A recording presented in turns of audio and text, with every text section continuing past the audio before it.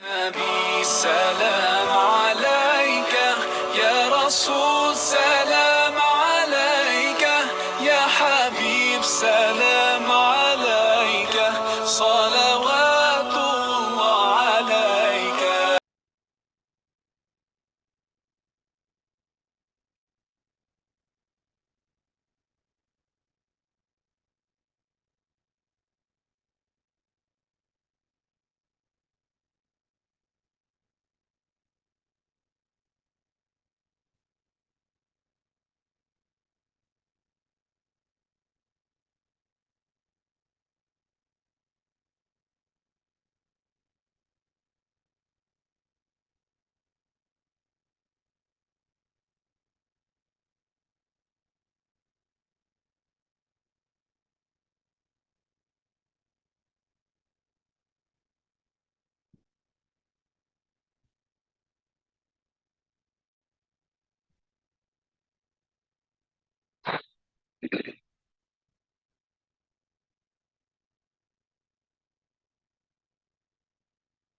إن الله وملائكته يصلون على النبي يا أيها الذين آمنوا صلوا عليه وسلموا تسليما اللهم صل على سيدنا محمد وعلى آل سيدنا محمد وبارك وسلم عليه اللهم صل على سيدنا محمد وعلى آل سيدنا محمد وبارك وسلم عليه اللهم صل على سيدنا محمد Recording in progress. وعلى آل سيدنا محمد. அல்லாஹ் தாலாவுடைய பெருபகாரம் அல்லாஹ் தாலா யாருக்கு மத்திய காட்டிக்கிறேன் சொல்லவே இல்லையே. ஆரிபுத்தி கடவுளுக்கு தானே நான் தேவையில்லை. அல்லா நபி முஸ்லீமாக பிறக்க செய்தான்.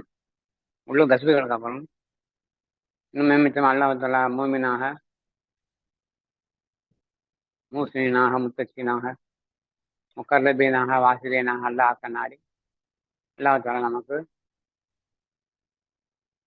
காமிலான செய்தி கொடுத்தான். அதை கொண்டு நாம் இறை ஞானம் என்றால் சொன்னா என்ன, அல்லாஹ் ரசூலுள்ள யாரு, நாம் எப்படி தகுதியில வாழ்வது, எப்படி அமைதியாக வாழ்வது, எப்படி சந்தோஷமா வாழ்வது,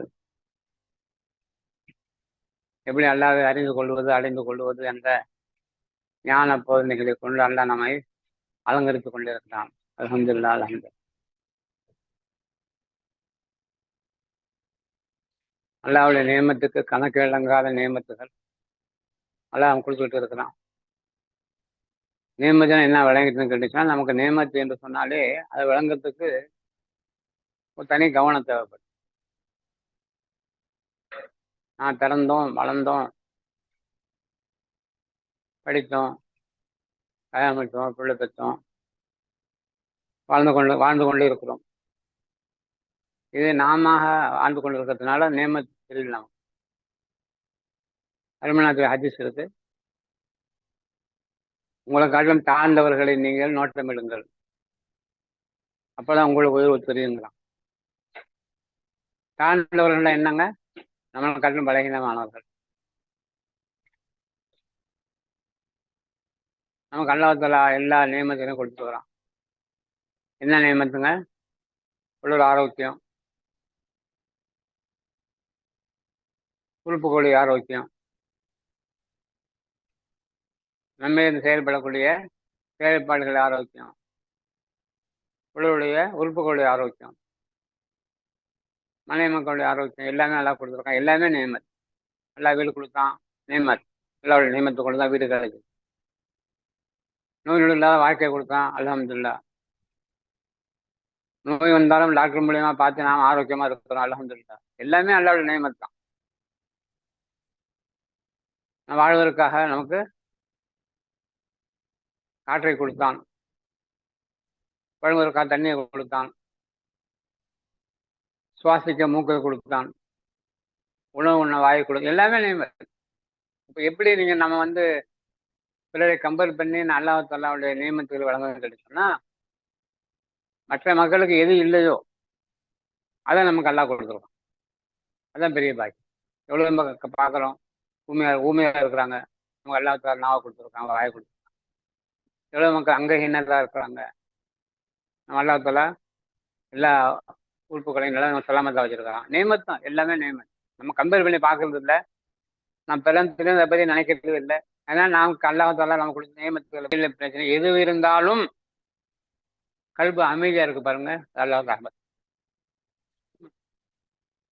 நேமத் என்பது நாம் வாழ்வதற்கு தேவையான எல்லா விதமான பாக்கியங்களையும் அல்லாஹ் கொடுத்தது நேமத்.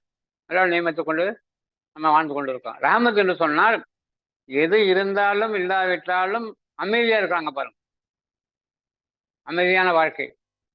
அதுதான் அல்லாஹ்வுடைய ரஹமத், ரஹமத்துடையவர்கள். நமக்கு மேமிச்சமா அல்லாஹ் ஒன்று கொடுத்துருக்கான். ரஹமத்தை தாண்டி சந்தோஷமா இருக்கக்கூடியவர்கள், ஆட்சேபனை இல்லாதவர்கள், கல்வில எப்போதுமே அமைதியா இருக்கக்கூடியவர்கள், எது நிகழ்ந்தாலும் அதை பற்றி கவலைப்படாமல் இருக்கக்கூடியவர்கள் அல்லாஹ் தஆலாவுடைய ரஹமத். நிறைய அவுளியா அல்லாஹ்கள் சரித்திரங்கள் படித்து பார்த்தோம். ஒரு அவுளியா அல்லாஹ்க்கு தூக்கு மேடை, தூக்கு தண்டனை கொடுத்தான். தூக்கு மேடை எப்படி நிற்கிறார், மிருகெல்லாம் அழுகுறாங்க, இதமான இந்த தூக்குல போட போறாங்களே. அப்பவும் கலங்காம நிற்கிறாங்க. என்ன சொல்றாங்க, இது அல்லாஹ்வுடைய இடம்ல உள்ளது தானே, நம்ம ஏன் கவலை பண்ணலாம், ஏன் அழுகுறீங்கன்னு கேட்டு. இதான் ரஹமத். எல்லா நிலைகளும் நம்மளோட கல்வுகளில் ஆட்சேபனை இல்லாத ஒரு நிலை வருது பாருங்க, அதுதான் ரஹமத். நமக்கு மேம்பட்டமா தரிக்கத்துல அல்லாஹ் கொடுத்த ரஹமத் என்ன, ரஹமத்திலே இருந்து கொண்டு நாம் என்ன செய்கிறோம், மேம்பட்டமாக தரிக்கத்துல வந்து அல்லாஹ்வை அடைந்து கொள்கிறோம். எவ்வளவு பெரிய ரஹமத், எல்லாத்துக்கான ரஹமத் இதுதான். அல்லாஹ்வை அறிந்து கொண்டோம், அடைந்து கொண்டே இருக்கிறோம். அல்லாஹ்வுடைய ரஹமத் இல்லைன்னா அந்த அடைதல் நல்ல பாக்கியமும் கிடைக்கும். ரஹமத்தை கொண்டு தான் கிடைச்சது. அப்போ ஷேக் கிடைச்சதுன்னு பெரிய ரஹமத், இறைஞானம் கிடைப்பது பெரிய ரஹமத், அதை விளங்கி செயல்படக்கூடிய பாக்கியத்தை கொடுக்கிறது ரஹமத். இது ரஹமத்துடைய அடையாளங்கள். அவன் நம்மோடு இருக்கிறான் என்ற லா தஹசன் இன்னல்லாஹ மானா என்ற அடிப்படையில நாம் அறிந்து விளங்கி உணர்ந்து வாழக்கூடிய காலமெல்லாம் அல்லாஹ்வை பெற்றுக்கொள்ளக்கூடிய பாக்கியம் கிடைக்கும். அல்லாஹ் கிடைத்தால் எல்லாம் கிடைக்கும். அல்லாஹ் கிடைக்கல எல்லாம் கிடைச்சிச்சு, எந்த பிரயோஜனமும் இல்லை. அதனாலதான் போதனைகள் மூலியமாக நாம் சதா ஈடுபடுவதன் மூலமாகத்தான் நமக்கு அந்த பாக்கியம் கிடைக்கும். பிள்ளைகளோட அதிகமா பழகுறோம், பிள்ளையோட ஞாபகம். கணவன் கூட அதிகமாக பழகுறோம், காதலுடைய உணர்வுகள். தாய்களோட பழகுறோம், பாசத்தோடும் எல்லாமே இருக்கு. வியாபாரத்தில் பழகுறோம், வியாபாரத்தில் சிந்தனை. வேலையில் பழகுறோம், வேலையோட சிந்தனை. நம்ம அல்லாஹ் கூட பழகும் போது அல்லாஹ்வோட சிந்தனை அதிகமாகும். அதனால தான் பாசம் திக்ரு என்று சொல்லக்கூடிய மகத்தான திக்ரை நமக்கு சொல்லிக் கொடுத்த நோக்கம் என்னன்னு கேட்டால், நாம் கொஞ்சம் அதிகப்படியான இறை தேட்டங்களை கொண்டு, இறை ஞானங்களை கொண்டு, இறை திக்ரையை கொண்டு நம்மளை கல்பு அலங்கரிக்கப்படுது. கல்வியில் அந்த எண்ணங்கள் அதிகமாக இஸ்திகாமத்தாகும். அதை கொண்டு நின்ற நிலையிலே நாம் மூச்சு ஓடினாலும் அல்லாஹ் அதுக்குள்ளே நம்ம ஓடுவோம். அது பழக்கப்பட்டு போச்சு சொன்னால் மூச்சு தன்னாலே ஓடும். அதில் என்ன ஓடும், அல்லாஹ் அதுக்குள்ள ஓடும். இதெல்லாம் விளங்கினதுனால நமக்கு இறைஞான போதனைகள், நமக்கு குதுப் நாயகத்துடைய கிதாபுகள், அஜ்மல் நாயகத்து கிதாபுகளை கொண்டு வந்த வரிகள்லாம் நமக்கு கல்வியில் உணர்ச்சி ஏற்படும். இறைஞான விளங்கலன்னு சொன்னால் எவ்வளோ மக்கள் மாதிரி புக்கு படிக்கிறோம், வாசகம் எழுதியிருக்காங்க, அது அவங்களோட கடமை என்பதாக படித்து போகும்போது உணர்வு, கல்வியில் உணர்வு வராது. இப்போ எப்போ உணர்வு வரும், நமக்கு உணர்வு உணர்ச்சி எப்போ வரும், அதை கொண்டு நாம் ஒரு இன்பம் அடையணும், இன்பத்தை அனுபவிக்கணும். அப்போதான் அந்த இன்பத்துடைய உணர்வுகள் நமக்கு தெரியும். தரீக்கத் என்பது என்னங்க, இன்பத்தை அனுபவிக்கக்கூடிய ஒரு மகத்தான பாதை, தரீக்கத்துடைய பாதை. அதை பற்றி அடைந்தவர்கள் தான் அவுலியாக்கள், நாதாக்கள், மகான். எதை பற்றியும் கவலை இல்லாத வாழ்க்கை. தண்ணி எப்பொழுதுமே என்ன செய்வாங்க, அல்லாஹ்வுக்கு முன்னாலே சமர்ப்பித்து கொண்டே இருப்பார்கள். அது ரெண்டு நிலை இருக்கு அதில்.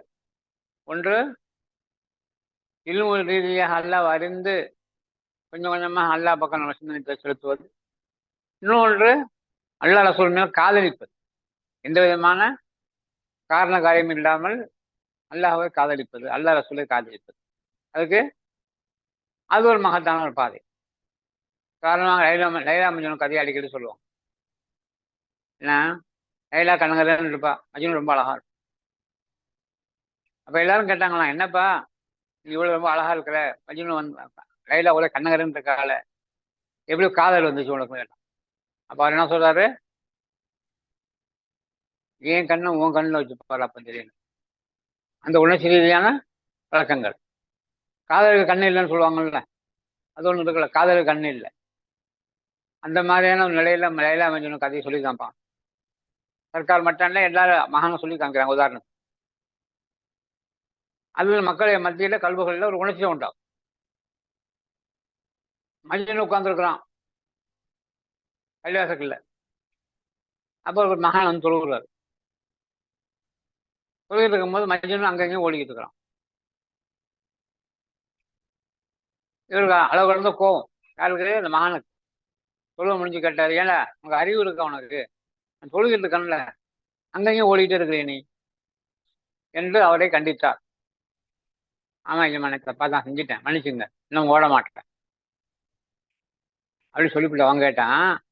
நான் லைலாவுடைய சிந்தனையில அங்கங்கேயும் ஓடினேன், அல்லாவுடைய சிந்தனை நீங்க இருக்கீங்களே, நான் ஓடுவது எப்படி தெரிஞ்சு கேட்டான்.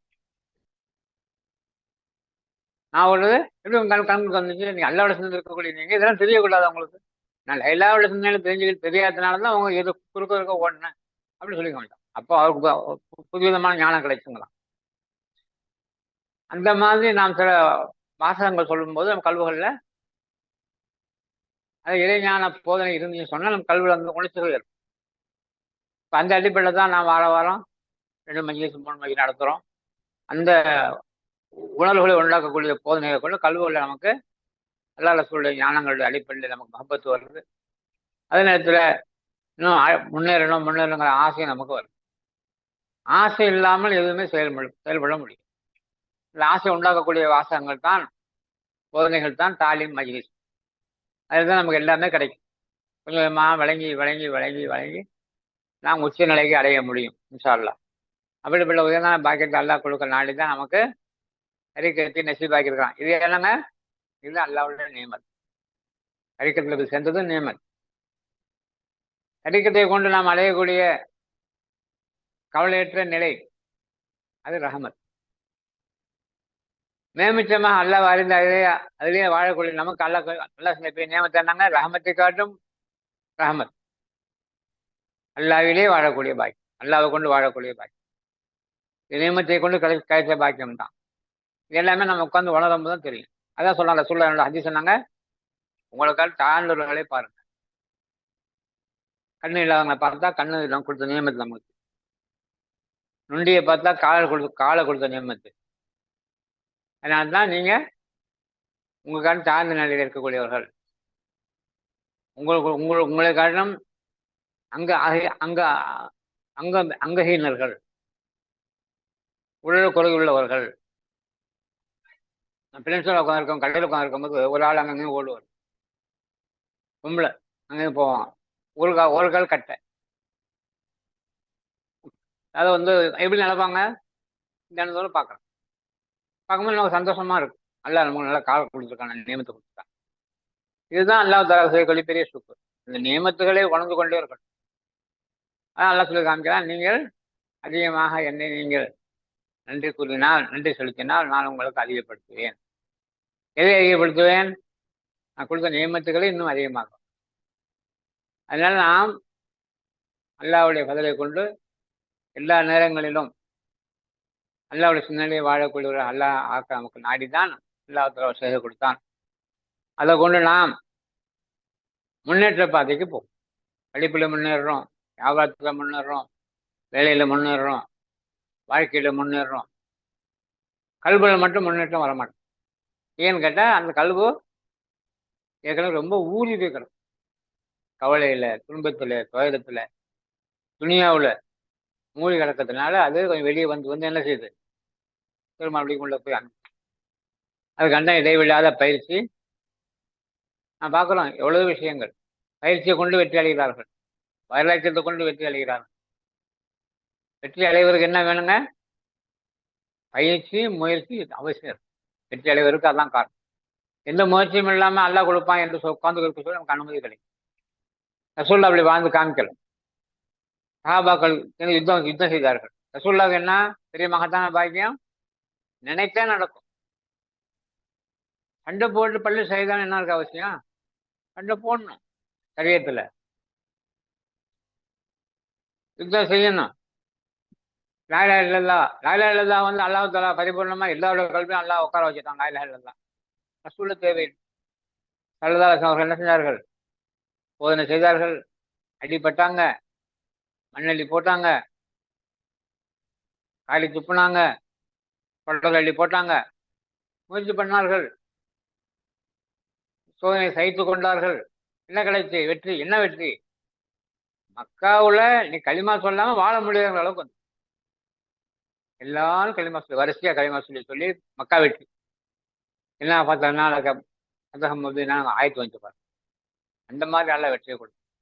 களிமா சொல்லாம நான் மக்கால வாழ முடியாது எந்த நிலையிலே மக்கள் சால சாலையாக லா இலாஹ இல்லல்லாஹ் முஹம்மது ரசூலுல்லாஹ் களிமா சொல்லி இஸ்லாத்துக்கு கொண்டான். அந்த அளவுக்கு அல்லாஹ் தஆலா இஸ்லாத்தை உயர்வாக்கு. எவ்வளவு சிரமம். தன்னுடைய மனைவி மக்களை, தன்னுடைய சுற்றத்தாரை உற்றத்தாரை ஊரோட ஒதுக்கி வச்சாங்க. பிள்ளைக்கு பால் கிடையாது, புள்ள அழுகிட்டே கிடக்கும். ஊர்ல யாரும் அவங்க சம்பந்தம் வச்சக்கூடாது, யாரும் உறவு வச்சக்கூடாது. இப்படிலாம் கஷ்டப்பட்டார்கள். ஏன்? நமக்கு ஈமானை சரிப்படுத்துவார். அதெல்லாம் வாழ்க்கை முறையில அல்லாஹ் ரசூல் சொல்லி காமிக்கிறான். குர்ஆன் பூர்ணமா எனக்கு என்ன சொல்லி காமிக்குது? நபிமார்களுடைய வாழ்க்கை வரலாறுகள். எதற்கு சொல்லி காமிக்கிறான் அல்லாஹ் தஆலா? இப்படி எல்லாம் நபிமார்களை நான் சோதித்தேன், இப்படிலாம் சோதிக்கப்பட்டார்கள். வெற்றி எப்போ வரும், வெற்றி எப்போ வரும் என்பதை எதிர்பார்த்து கொண்டிருந்தார்கள். வெற்றியை கொடுத்தேன். இதெல்லாம் இதுக்கு சொல்லி காமிக்கிறான்ல. நம்ம வாழ்க்கையில அதெல்லாம் நமக்கு துன்பங்கள் துயரங்கள் ஏற்படும் போது அதை நாம் முன்மாதிரியாக அதை விளங்கி செயல்படுத்தக்கூடிய அந்த பாக்கியத்துக்காக வேண்டி தான் அல்லாஹ் குர்ஆன்ல அனைத்து விதமான நபிமார்களுடைய வாழ்க்கை வர சொல்லியிருக்காங்க. அருமநாயகம் அதை நாம்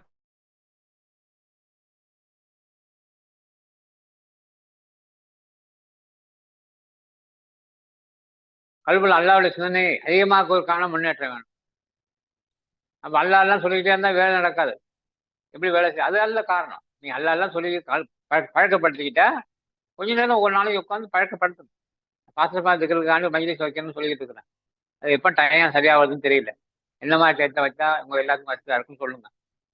அதில் மகரீபுக்கு வந்து காரணமா இப்போ 8லேருந்து 10ன்னு வச்சிருக்கிறோம். மகரீபு தொழுகிற மாதிரி வந்துட்டா நிறைய டைம் கிடைக்கும். இஸ்ரா தொழுகிற மாதிரி வந்தால் டைம் பத்த மாட்டேங்குது. மணிக்கு 9 ஆச்சு, 9 தான் ஆரம்பிச்சு ஒரு 1.5 மணி நேரத்தில் முடிச்சிடணும். மகரீபுக்கு தொழுகிற மாதிரி வந்துட்டா டைம் நிறையா இருக்கு. ஆனால் மகரீப் தொழுகிற மாதிரி வர முடியுமா எல்லாராலையும்? அது பார்க்கணும். எங்களை சிங்கப்பூர் வாழ்க்கை ரொம்ப டென்ஷனான வாழ்க்கை. ஒவ்வொரு வினாடியும் நமக்கு அதாவது வந்து பொன்னான நேரமா இருக்கும்.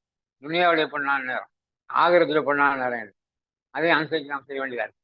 எல்லாத்துக்கும் என்ன மாதிரி டைம் வசதியா இருக்குன்னு சொல்லுங்க, அந்த மாதிரி மாற்றிக்கலாம் சார். நல்லா தோப்பிச்சுக்கலாம். போன மஞ்சள் யார் பேசுனா? அல்லாஹ்வுடைய ஞாபகத்தை அதிகப்படுத்துகிறான். அனைத்து விதமான பாவங்களையும் மன்னிக்கிறான். அல்லாஹ் குர்ஆன் சொல்லி காமிக்கிறான். யா அய்யுஹல்லதீன ஆமனூ குலூ கௌலன் சதீதா யுஸ்லிஹ் லக்கும் அஅமாலக்கும் வயக்ஃபிர் லக்கும் துனூபக்கும் வஅத்தியுல்லாஹ வஅத்தியுர் ரசூல கத் கான ஃபௌஸன் அலீம். லா இலாஹ இல்லல்லாஹ் விளங்கி நாம் இந்த வாழ்க்கை வாழ்ந்து கொண்டிருந்தால் அல்லாஹ் நம்முடைய பாவங்களை மன்னிக்கிறான், நம்முடைய காரியங்களை லேசாக்குகிறான். இன்னும் அவுலியாக்கள், நாதாக்கள், மகான்கள், அன்பியாக்களுடைய கூட்டுகள் அல்லாஹ் எழுப்புகிறான். இதை காட்டிலும் பெரிய வெற்றி எதுவும் இல்லை என்று அல்லாஹ் சொல்றான். இந்த லா இலாஹ இல்லல்லாஹ் எந்த அளவுக்கு வழங்குறோமோ, வழங்குறதுக்கு என்ன இருக்கு? அதில் விளங்கி அமல் செய்யும் போது அது உயர் கொடுத்தது. பாக்தாதி ரஹ்மத்துல்லாஹி அலைஹி தன்னுடைய சக்கராத்துடைய சமயத்தில் முறிவுகள்லாம் சொல்றாங்க, நிஜமானே நீங்க களிமா சொல்லுங்க, சக்கராத்து வந்துருச்சு, மூத்தா போக போறீங்க, விளையாட போக போறீங்க, களிமா சொல்லுங்கன்னு சொன்னார். அப்போ நிஜமா சொல்றாங்க, களிமால தான் இருக்கிறேன், நீங்க சொல்லுங்க. லா இலாஹ இல்லல்லாஹ் களிமால தான் இருக்கிறேன், நீங்க சொல்லுங்க எல்லாரும். அப்படின்னா என்ன அர்த்தங்க? களிமாவோட என்ன வழங்குது நமக்கு? லா இலாஹ இல்லா அல்லாஹ். அல்லாஹ் 2 பேர். ஒன்று எஜமானன் ரப்புல் ஆலமீன். இன்னும் ஒன்று இலா, நம்மளுடைய தேவைகளை பூர்த்தி செய்யக்கூடியது. அப்போ லா இல்லை, என்ன இல்லை? தேவைகளை பூர்த்தி செய்யக்கூடிய தன்மை எந்த வஸ்துக்கும் இல்லை. இல்லல்லா, அல்லாஹ் ஒருவனை தவிர. எந்த தாத்பரியமான விளக்கம் அந்த கலிமாவில் இருக்கும். அந்த கலிமாவுடைய விளக்கம் தான் ஸல்லல்லாஹு அலைஹி வஸல்லம் அவர்கள் 13 வருஷ காலம் சஹாபாக்கள் சொன்னாங்க. 40லேருந்து 52 வயசு வரை அந்த கலிமாவுடைய விளக்கத்தை சொன்ன பிற்பாடு தான் அதுக்கு தொழுகை கடமையாச்சு.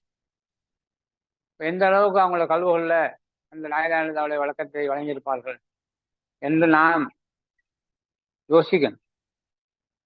அல்லாஹ் செஞ்ச நல்ல நசீபு நமக்கு யோசிக்கக்கூடிய பாக்கியத்தையும் அல்லாஹ் தான் கொடுத்தார். எவ்வளவு தூரம் முஸ்லிமான மக்கள் கலிமா பற்றி வழங்கவும் இல்லை, அதை யோசிக்கிறதுக்கு ஒண்ணுமே இல்லைன்றாங்க. அல்லாஹ் தஆலா நமக்கு அந்த பாக்கியத்தை கொடுத்துருக்கலாம். அந்த அடிப்படையில் நாம் திக்ர் செய்ய போகிறோம். திக்ருடைய மகத்தை பற்றி பேசிக்கிட்டு இருக்கலாம்.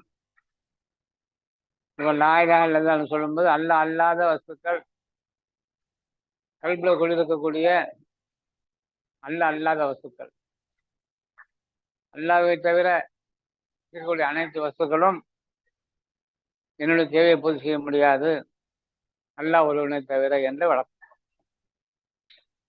கல்புல குடியிருக்கக்கூடிய அல்லாஹ் அல்லாத வஸ்துக்கள் என்னங்க? துனியா, துனியாவுடைய மஹப்பத், கணவன் மனைவியுடைய ஈடுபாடுகள், பிள்ளைகளுடைய பராமரிப்பு, பேங்க் பேலன்ஸ், அனைத்தையும் நாம் நம்ம கல்வில குடி வச்சிருக்கிறோம். அது எதுவுமே நமக்கு தேவையை பூர்த்தி செய்யாது என்ற லாவை கொண்டு நாம் நபி செய்து இல்லல்லா, அல்லாஹ் ஒருவன் தான் நம்மளுக்கு தேவை பூர்த்தி செய்யக்கூடியவன் என்பதாக வழங்கி சொல்லக்கூடிய மகத்தான இந்த கலிமா தான் லா இலாஹா இல்லல்லாஹ். அதை இப்போ சொல்ல போகிறோம். சொல்லும்போது கல்வில உணர்ச்சியை கொண்டு வா. லா இலாஹா இல்லல்லாஹ் சொல்லக்கூடிய இந்த சொல்லை கொண்டு கல்வில உணர்வுகள் ஏற்படணும். அல்லாஹ் ஒருவனை தேவை, நம்மளை தேவை யாரும் பூர்த்தி செய்ய முடியாது என்பதாக நாம் விளங்கியவர்களாக, உணர்ந்தவர்களாக லா இலாஹா இல்லல்லாஹ்னு சொல்லும். நிஜம் அல்லாஹ் தஆலா கிருபை செய்வான். லா இலாஹா இல்லல்லாஹ்வுடைய மகத்தான பாக்கியத்தை நம் கல்வில அல்லாஹ் உணர்த்துவான். அதை கொண்டு வாழக்கூடியவர்கள் அல்லாஹ் நம்ம அனைவரையும் ஆக்கி அனுப்பான். காலம் அன்னஹு அப்துல்லு ஸிக்ரி லா இலாஹா இல்லல்லாஹ் ஸல்லல்லாஹு அலைஹி வஸல்லம் இல்லல்லாஹ்